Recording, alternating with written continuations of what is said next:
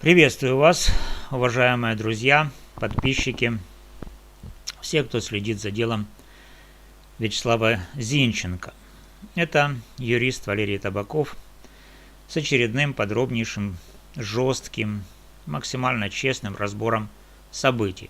Сегодня 18 апреля 2026 года. Мы тщательно разберем все, что произошло вчера, 17 апреля, на судебном заседании в Шевченковском районном суде Львова по делу об убийстве Ирины Фарион.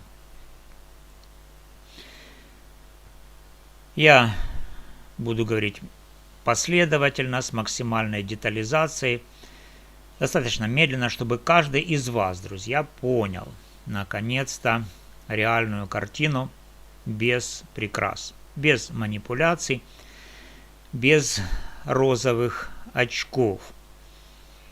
То есть без всего того, что вы видите сейчас в средствах массовой информации Украины, в том числе и на канале TikTok группы поддержки Зинченко-Мусихиной. Это очень важный выпуск. Приготовьте чай, кофе. Садитесь поудобнее, будем разбирать все по полкам. Итак, что именно произошло на судебном заседании 17 апреля 2026 года? Вчерашнее заседание было продолжением слушаний, которые начались еще днем ранее, 16 апреля. Сторона защиты, включая самого Вячеслава Зинченко и его адвоката Игоря Сулиму, заявила целый объемный пакет процессуальных ходатайств. Эти ходатайства касались ключевых моментов, от которых напрямую зависит справедливость всего процесса. Среди этих ходатайств и их требований были: первое. Отвод всей коллегии судей с обоснованием системной предвзятости, нарушения принципа состязательности сторон и неоднократного игнорирования прав обвиняемого. Второе.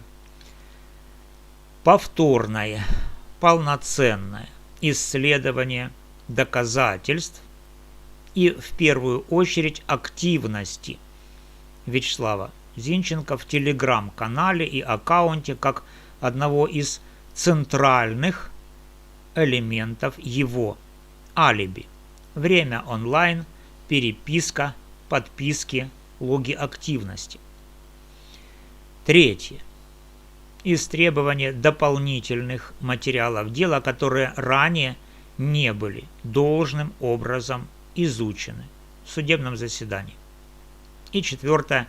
Назначение и проведение повторных экспертиз, включая портретную, адерологическую и другие, где, по мнению защиты, были серьезные методологические нарушения. Суд рассмотрел все эти ходатайства и отклонил их полностью одним общим решением, практически без развернутой мотивировки по каждому пункту в отдельности. Представитель прокуратуры Дмитрий Петлеваный, как всегда, занял жесткую позицию. Все доказательства типа уже давно исследованы, по его мнению, ходатайства носят затягивающий характер, и пора двигаться дальше. Дочь Ирины Фарион, София Особа, полностью поддержала эту линию обвинения. И вот, сразу, после объявления об отказе во всех ходатайствах, Вячеслав Зинченко, находясь в зале суда, публично заявил о начале голодовки. Его точные слова были следующими. Поскольку я считаю, что мои конституционные права нарушены, использовав все предусмотренные процессуальные возможности, заявляю о голодании. Я требую пересмотра этого ходатайства.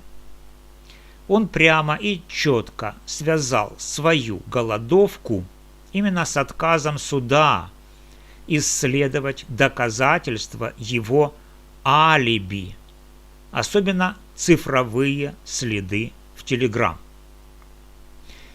Ну, как мы знаем, Telegram-канал Зинченко вообще в судебном заседании не исследовался, поскольку доступ туда был закрыт паролем.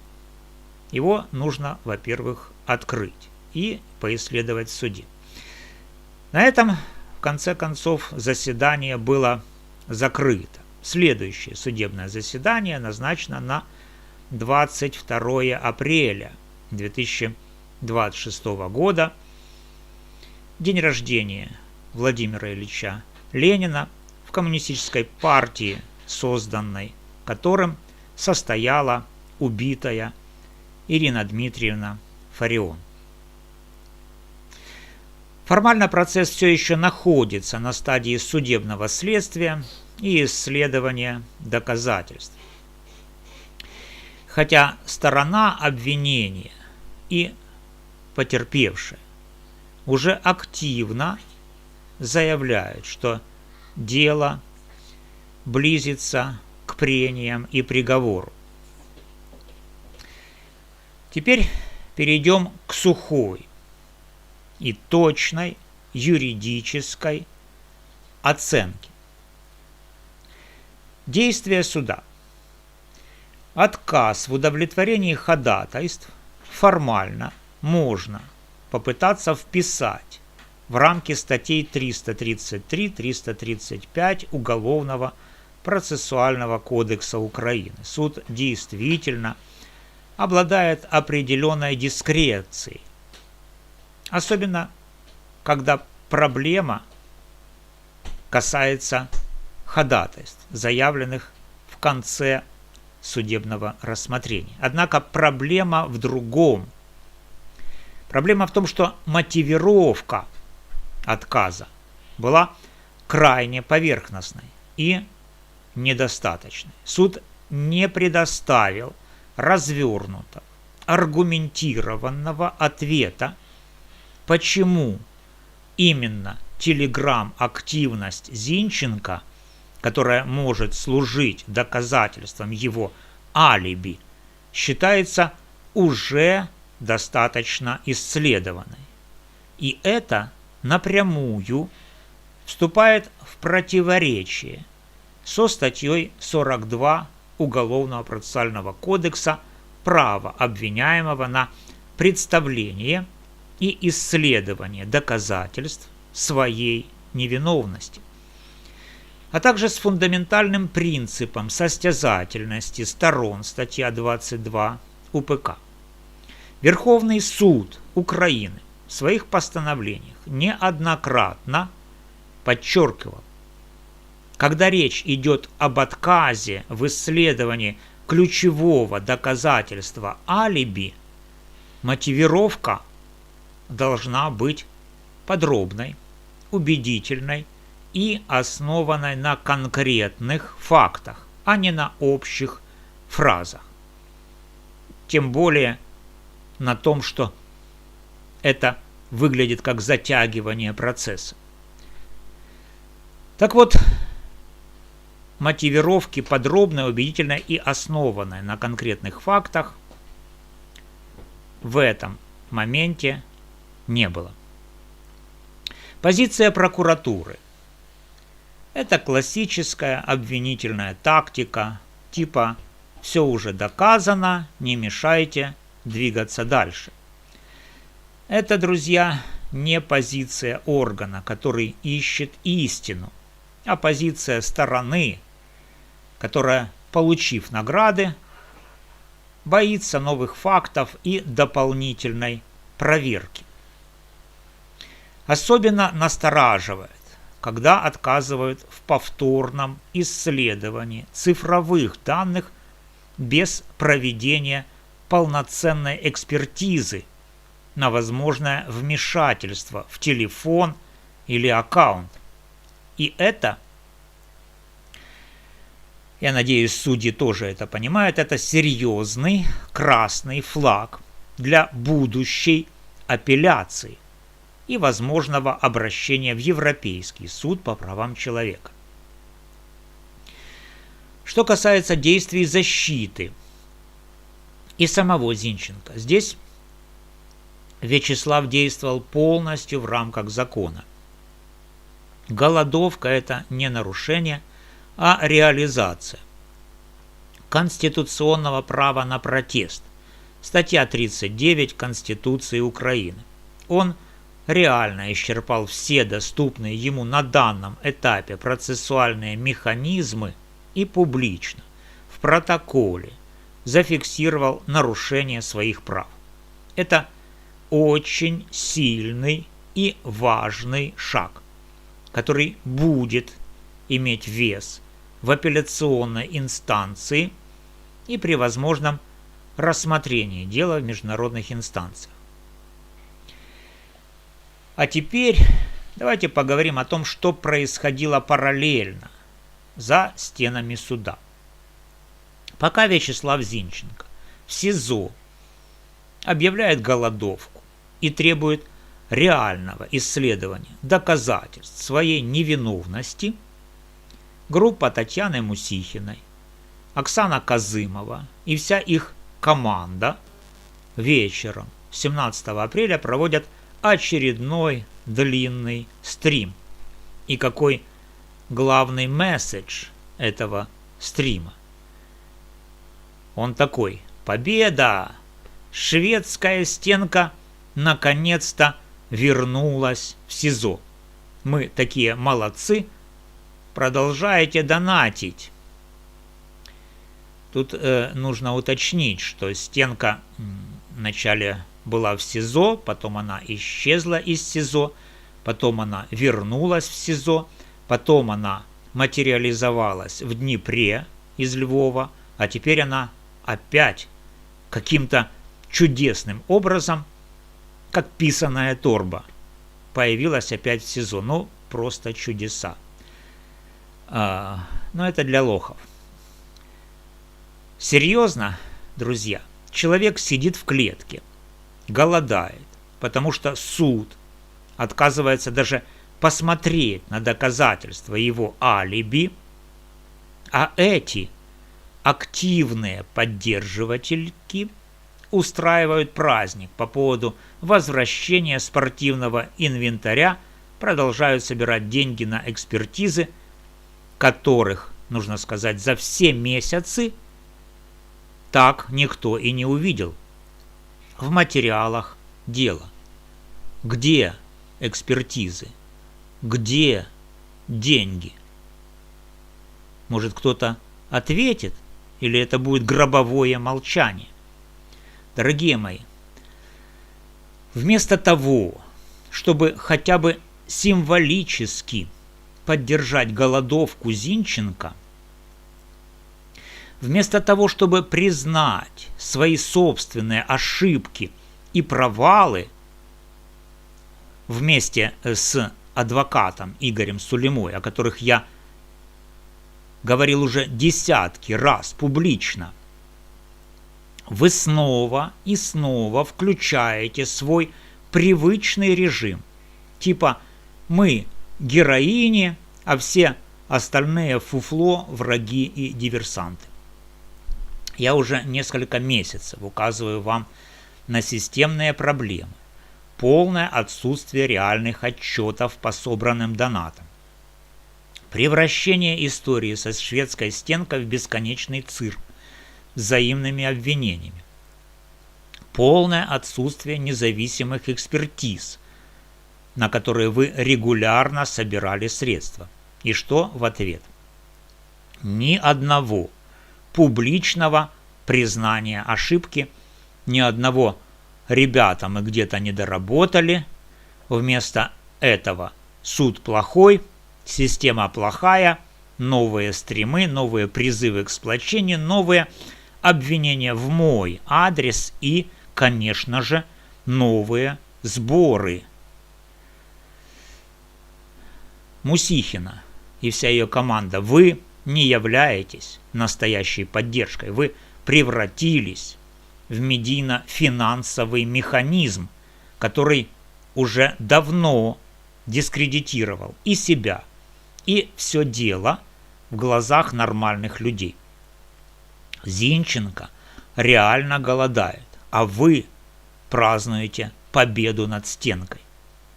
Неужели вы не понимаете, что голодающему не с руки как-то делать физические упражнения? Это не поддержка, это цирк. Кстати, на фоне худого, нужно сказать, осунувшегося и голодающего Зинченко, который 23 часа в сутки сидит в сырой камере и по какой-то причине даже не соизволил потребовать в суде право выступать на своем родном русском языке, потерпевшая София Особа выглядит особенно контрастно. С каждым заседанием она становится все толще и толще и весит уже примерно килограмм 120, как жирная свинья. И напоследок, самое главное, что я хочу донести до каждого. Даже если прокуратура завтра начнет активно трубить, что мы переходим к прениям и совещательной комнате, это еще далеко не конец процесса. Согласно статье 336 УПК Украины и устоявшейся практике Верховного суда, суд в любой момент до момента удаления в совещательную комнату имеет полное право возобновить судебное следствие и вернуться к исследованию доказательств, если появляются новые обстоятельства, способные существенно повлиять на итоговый приговор. Суд может даже во время пребывания в совещательной комнате прервать это пребывание и вернуться к исследованию доказательств. И здесь нужно сказать, что голодовка Зинченко – это не просто голодовка одного человека. Это начинает перерастать во всеукраинскую акцию солидарности, когда по всей стране люди начнут присоединяться к голодовке, когда резонанс выйдет на новый уровень, когда давление общественности и медиа станет ощутимым, у суда просто не останется другого выхода, кроме как вернуться к ходатайствам защиты и, наконец-то, исследовать телеграм-алиби и другие доказательства по существу. Иначе это будет уже не правосудие, а откровенное попрание конституционных прав.